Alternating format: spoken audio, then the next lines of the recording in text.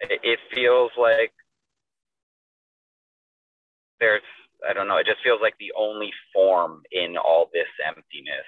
And it's like, perhaps there's some, it also feels like there's maybe a little bit of guilt and right after that, because it's like proof that there's something wrong, or if I were, in a better place, that wouldn't be happening type of thing.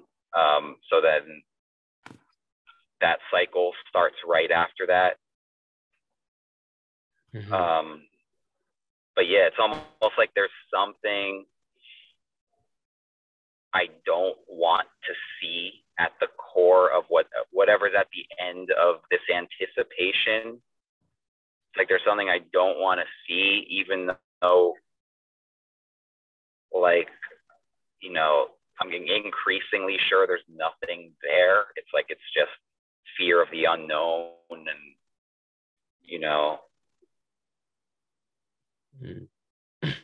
Yeah. Yeah. So as you're describing all of this, right? Are you this fear, okay, this fear of the unknown?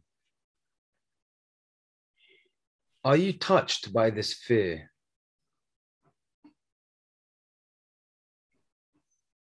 Are you the fear?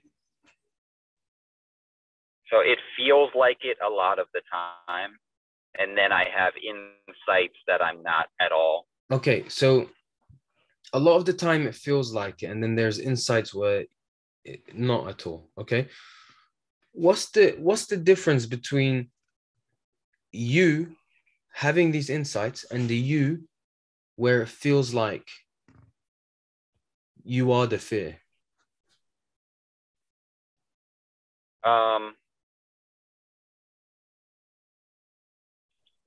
If I want to say, it feels a little less like painful almost. This is kind of Okay, so okay, you're describing how each part feels like, but I'm asking, fundamentally, in your immediate experience, what's the difference between the you that's having these insights, right, and the you that is drowning in this fear, and you feel like you are the fear and it's touching you?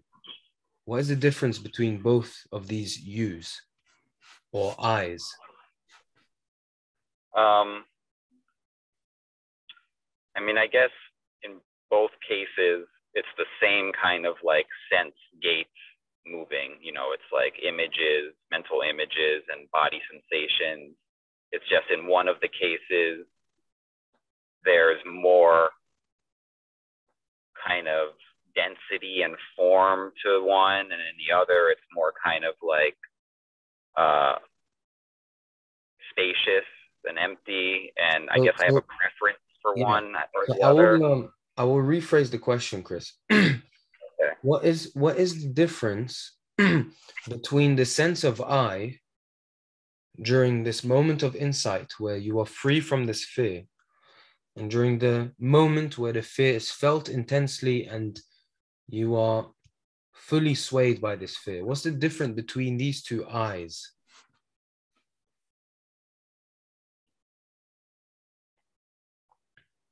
I guess there's not much at all. There isn't. Can you see that there is no difference?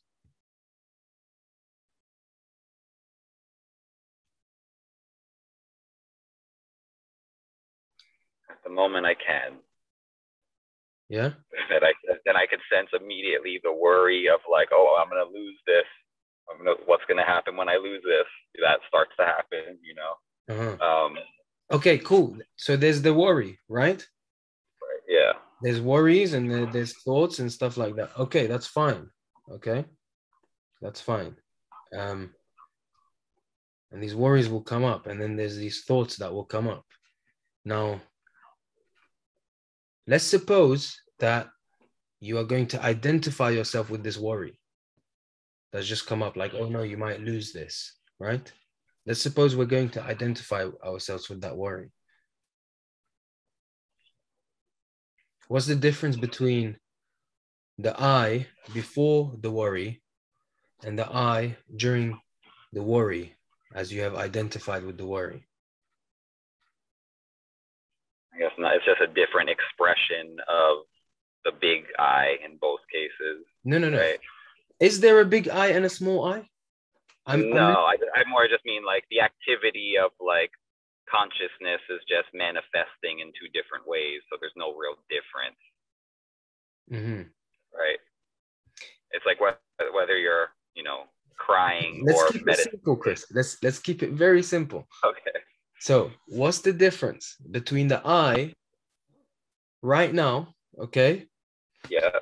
And the I that has been completely swayed and influenced and identified with the worry of losing this? What's the difference between these two I's? It's just certain senses are amplified in the latter. It's like the mental activity of thinking in words and in pictures and maybe feeling in the body is just louder. But I guess there's Chris, still no Chris. I. No, it's listen. just that's the difference in the situation. Okay, but we're not asking about the situation. We're asking about the sense of I, the sense of being, okay?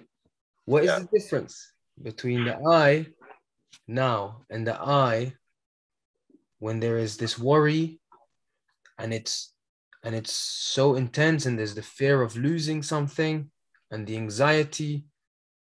What's the difference between the I that is free from the worries and the I that is drowning in worries? What's the difference?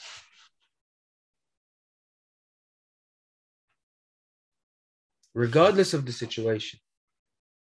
Yeah. There is no difference in the I. Yeah. Okay. So then, is the I touched by the worries? Because when you say, for an example, I am worried, or I am happy, or I am liberated, I am free, all these descriptions come after the I. It always starts as the I. So this worry, is this worry free from the I? Is it even touched by the I? Or is the I ever touched by the worry or the anxiety or the happiness or the liberation or whatever feeling? No. Is this guesswork, or are you actually seeing? No. Hey, I am.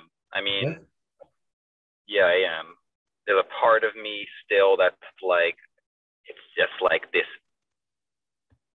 pinpoint of like impenetrable like self that's just like in the behind my eyes, like that just tends to not always penetrate, and that's the thing that then starts the cycle again. But yes, but whether we are in a cycle or outside of the cycle, there is still the I, okay? There's still the sense of being that is untouched by the cycle or not the cycle or whatever goes on. Yeah.